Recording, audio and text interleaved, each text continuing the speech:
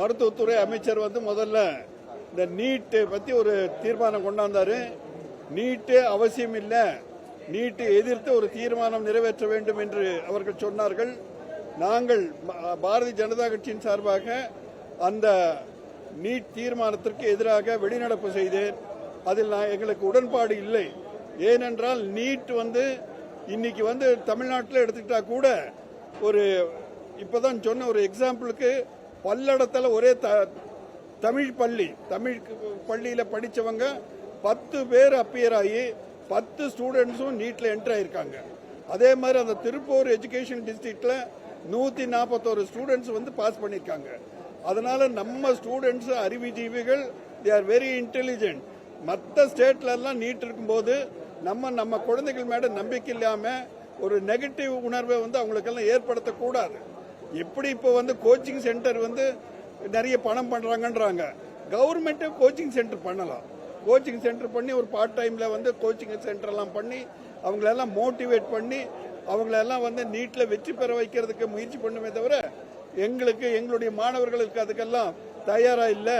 அதனால நீட்டு வரக்கூடாது அப்படின்னு. ஏன்னா இந்தியா பூராவே நீட்டை அக்செப்ட் பண்ணிட்டு இருக்கும்போது நம்ம மட்டும் அது வேணாம்னா நம்ம குழந்தைகள் அதுக்கு தயாரா இல்லை.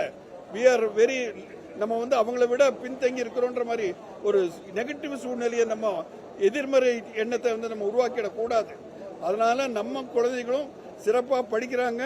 நிறைய இப்போ அந்த 7.5 நமது முன்னாள் முதல்வர் எடப்பாடியார் அவர்கள் கொண்டு வந்த அந்த 7.5 திட்டத்தில் நிறைய ஏழை குழந்தைகள், இப்போ நிறைய ஏழை குழந்தைகள், ஒரு நரிக்குறவர் இனத்தை சேர்ந்த ஒரு மாணவி கூட நீட்ல தேர்வாயிருக்கிறாங்க. அந்த மாதிரி சமுதாயத்தை சேர்ந்தவங்களும் கூட இப்பொழுது நீட்ல தேர்வாயிருக்கும் போது நமது மாணவர்கள் எந்த வகையில பின்தங்கியது கிடையாது. அவர்களை ஊக்கப்படுத்த வேண்டும், முயற்சி செய்ய வேண்டும். அவர்களுக்கு இந்த மாதிரி டியூஷன் சென்டர்ல எல்லாம் கொடுத்து அவர்களை அதிக எண்ணிக்கையிலே வெற்றி பெற வைப்பதற்கு நமது அரசு முயற்சி செய்ய வேண்டும் என்ற எண்ணத்தில் அந்த நீட் என்ற திட்டத்துக்கு எதிராக அவர்கள் கொண்டு வந்த தீர்மானத்தை நான் வெளிநடப்பு செய்து அதை எதிர்த்தேன். நீட் தேர்வு நம்பிக்கையானது அப்படின்றத நீங்க பாஜக சொல்லிட்டு வரீங்க, மாணவ திறமையை வளர்க்கும் அப்படின்றீங்க. ஆனா நீங்க வினாத்தாள் கசிவு யோசனை தானே எங்க வினாத்தாள் கசிவு நீங்க சொல்றது உண்மை. வினாத்தாள் கசிவு எங்க இல்ல. பழைய சரித்திரத்தை எடுத்துங்க. இந்த காங்கிரஸ் பீரியட்ல எத்தனை தடவை ஆயிருக்கு. அன்னைக்கு எல்லாம் யாரும் நம்ம ஒரு ஆட்சியில எதிர்கட்சியில் இருக்கிறவங்க எல்லாம் போய் அவருடைய இவருடைய இந்திரா காந்தியுடைய அலுவலகத்துக்கும் அங்கே போய் ஒரு போராட்டம் நடத்தல. இது மோசமான வரலாறு. It's a bad president. அப்படி செய்யக்கூடாது. அந்த மாதிரி இப்ப கர்நாடகாவில் போன வாரத்தில் நடந்துச்சு, இப்ப ஜார்க்கண்ட்ல நடக்குது. அதனால அதெல்லாம் களையணும். அந்த மாதிரி நம்ம நீட்ல கசிவு ஏற்பட்டது சரி நான் சொல்லல. அந்த மாதிரி கசிவு, அதாவது தவறு, களை இருந்தா களைதை எடுக்கணுமே தவிர பயிரை எடுக்க கூடாது. களையை எடுத்து அந்த பயிரை வளர்க்கறதுக்கு நம்ம முயற்சி பண்ணணும். அதனால இந்த மாதிரி தவறுகள் இல்லைன்னு சொல்லல, தவறுகள் ஏற்படுது. இனி வருகின்ற காலத்தில் அந்த மாதிரி தவறுகள் எல்லாம் வராத அளவுக்கு நாம் முயற்சி செய்ய வேண்டும் என்பதுதான் எங்களுடைய FCRI இட்ஸ் குட். FCRI ஒன்னும் தப்பு கிடையாது. வெளிநாட்டிலிருந்து வர்ற பணத்தை நம்ம வேணான்னு சொல்லல.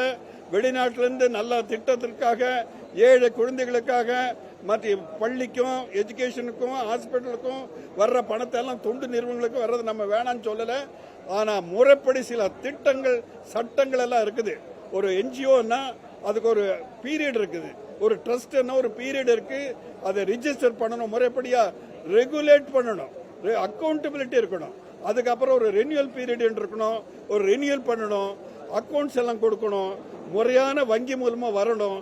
இதுதான் அந்த திருத்தத்தில் வர்றதை தவிர அது வேணான்னு சொல்லல. அந்த திட்டம் பணம் வரட்டும், வெளிநாட்டிலிருந்து நல்ல திட்டங்களுக்கு வர்ற பணத்தை மத்திய அரசு வேணான்னு சொல்ல, அது முறைப்படுத்த வேண்டும். அது சரியான காரியத்திற்காக பயன்படுத்த வேண்டும் தவிர இன்னைக்கு வன்னிய அரசு அவர்கள், அமைச்சர் அவர்கள், மரியாதைக்குரிய அமைச்சர் அவர்கள் எல்லாம் பேசினார்கள். இது ஏதோ கிறிஸ்துவருக்கு எதிராக மத்திய அரசு செய்கின்ற சதி என்று சொன்னார்கள். அதெல்லாம் தவறான வார்த்தை. அப்படியெல்லாம் ஜாதியெல்லாம் பிரித்து பேசுவதை நாம் கண்டிக்கிறோம். அந்த மாதிரி பேசக்கூடாது.